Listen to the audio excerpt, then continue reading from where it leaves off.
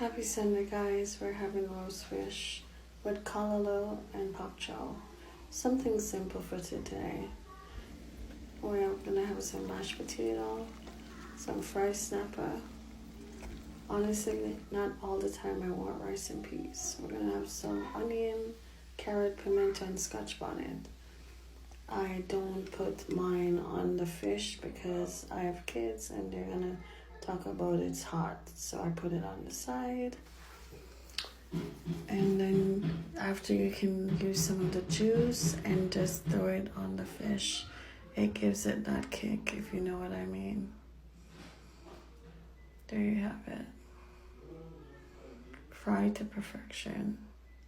And of course I use coconut oil because that's what's best for you. Or you can use avocado oil. Don't use any other oil, guys. There you go. Put some vinegar on the fish.